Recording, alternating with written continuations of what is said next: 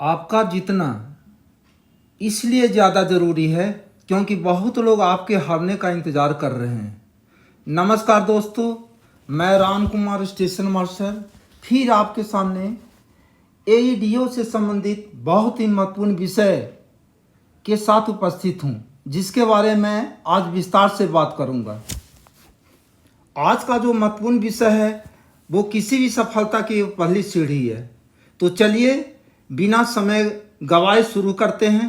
आज का महत्वपूर्ण विषय यह है कि एईडीओ एग्ज़ाम को प्रथम प्रयास में ही क्रैक करने के लिए सिलेबस के अनुसार पुस्तकों की चयन कैसे करें, क्योंकि गलत सोर्सों का चुनाव के कारण हमें टाइम और एनर्जी दोनों को गंवाना पड़ता है और इसी कारण एक महत्वपूर्ण अवसर जो एक लंबे अरसे के बाद बिहार में देखने को मिलता है उसे भी गंवा बैठते हैं।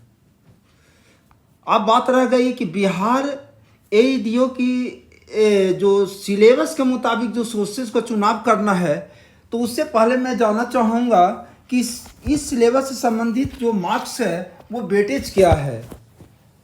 हर पेपर का सब्जेक्ट के अनुसार जो जीएस है, अगर जीएस की बात करें तो जीएस 100 मार्क्स का जीएस है और आपको एग्ज़ाम में 2 घंटे का ड्यूरेशन है और नंबर ऑफ क्वेश्चन 100 होंगे, मार्क्स भी 100 है, यानी each question will carry 1 marks. अब जनरल एप्टीट्यूड की बात करें तो जनरल एप्टीट्यूड 100 मार्क्स और 100 नंबर ऑफ क्वेश्चन 100 होंगे और मार्क्स भी 100 होंगे। तो प्रत्येक एक क्वेश्चन के लिए एक नंबर है। तो अगर देखा जाए तो वेटेज इक्वल वेटेज है। आपकी जो मेरिट बनेगी इन दोनों पेपर के आधार पे ही मेरिट बनेगी, जनरल स्टडी और जनरल एप्टीट्यूड टेस्ट। अब बात रह गई कि क्वालिफाइंग पेपर इंग्लिश और हिंदी की बात, तो इसमें हिंदी 70 मार्क्स का होगा और 30 मार्क्स का इंग्लिश होगा। और जैसा कि जानते हैं कि इसमें बहुत सारे कॉम्पिटिटर्स ऐसे हैं जो हिंदी भाषी है और वो 30 मार्क्स देख के उनको टेंशन इस बात का टेंशन है कि 30 मार्क्स को मैं इंग्लिश की तैयारी कैसे कर पाऊँगा। तो यहाँ पे रणनीति के तहत अगर देखा जाए तो ये क्वालिफाइंग पेपर है, कोई परेशान होने की ज़रूरत नहीं है। इसके लिए मैं बेहतर रणनीति मैं अगले वीडियो में बनाऊंगा, जिसमें विस्तार से बात करूंगा कि आपको इसके लिए कैसे तैयारी करना है।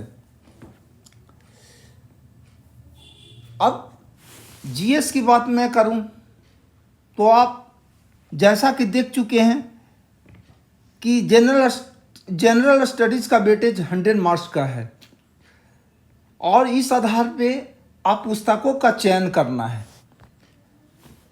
तो जैसा कि हम जानते हैं कि आपका समय लिमिट है, तो ये इस सीमित समय के अनुसार ही आपको रणनीति बनाना है और उसके अनुसार आपको पुस्तकों का चयन करना है। तो इसके लिए जीके जीएस के लिए सामान्य ज्ञान को देखा जाए तो एक तरह से गागर में सागर वाली बात है, क्योंकि इतने कम समय में और सारी चीज़ को पढ़ना अगर हो तो लूसेंट से बेहतर और कोई दूसरी किताब नहीं हो सकती है। अगर आप सोचेंगे कि मैं एनसीईआरटी का बुक 6 से ले 12 तक पढ़ूं, तो अब उसके लिए आपके पास पर्याप्त टाइम नहीं है।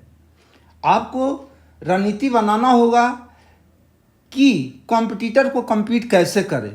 कंप्लीट तो कभी होता है नहीं, compete करना है। तो compete करने के लिए आपको आपका कंपटीटर से बेहतर बनना है। तो बेहतर बनने के लिए आप क्या करेंगे, सोर्स को चुनाव से ही करना है। तो इसके लिए लूसेंट का सिलेक्शन जीएस के लिए बेहतर है। और लूसेंट के अलावा अगर देखा जाए तो इसके लिए साइंस के लिए लूसेंट का ही बुक इनफ है। साइंस के अलावा करेंट अफेयर्स की बात हो तो प्रतियोगिता दर्पण को फॉलो करें। बिहार क्षेत्रीय के लिए लूसेंट की किताब आप अध्ययन करें। और बिहार क्षेत्रीय के लिए मैं ये बोलना चाहूँगा कि सबसे पहले प्रीवियस ईयर का जो क्वेश्चन जो भी पूछा गया है बीपीएससी में, सबसे पहले आप उसको कवरेज करें। अब मैथ और रीजनिंग ये दोनों मिला के आपको 100 मार्क्स का एग्जाम होगा। तो मैथ के लिए आर.एस. सरवाल की किताब को फॉलो करें। आर.एस. सरवाल की किताब को फॉलो करने के लिए आपकी अपनी रणनीति होनी चाहिए कि मैं इस बुक को कैसे फॉलो करें। अगर आप बिगिनर हैं तो आपकी रणनीति अलग होगी।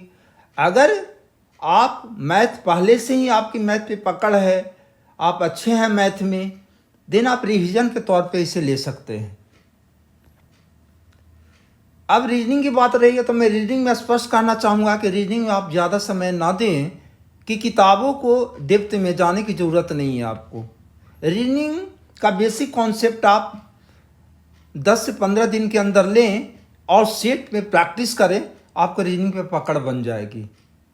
तो मैं बुक का तो रेफर कर दिया हूँ, आर.एस. सरवाल की किताब है, ये मोटी किताब है। आप देखेंगे तो आपको लगेगा रीजनिंग का अगर मैं रिवीजन कैसे कर पाऊँगा। नहीं, आपको इतने डेप्थ में जाना ही नहीं है, बट हर चैप्टर का बेसिक, जिससे बीपीएससी एग्ज़ाम लेती है तो पता चलता है, या बिहार एसएससी का भी देखिएगा तो जो भी रीजनिंग का है वो इनफ है इसके लिए।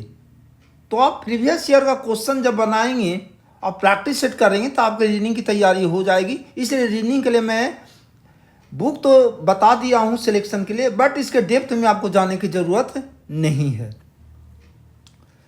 बात रह गई Hindi and English, qualifying paper है। जब आप क्वालिफाइंग करेंगे नहीं तो आपकी मेरिट ही नहीं बनेगी।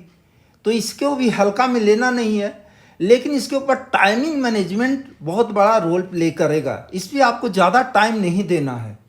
एक प्रतिदिन आप 10 से 15 मिनट या आधे घंटा इनफ है। वो आधे घंटे के अंदर कैसे स्टडी करना है ये मैटर करता है।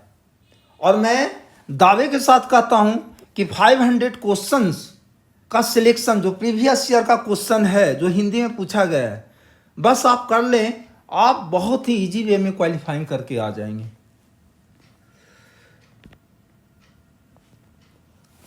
तो दोस्तों, उम्मीद है कि अब आप समझ गए होंगे कि सही सोच का चुनाव करना क्यों ज़रूरी है और कैसे चुनना चाहिए। अगर ये वीडियो अच्छा लगा हो तो लाइक और शेयर ज़रूर करें। और हाँ, ऐसे ही स्मार्ट स्टडी टिप्स के लिए चैनल को सब्सक्राइब करना ना भूलें। तब तक के लिए मिलते हैं अगले वीडियो में। जय हिंद।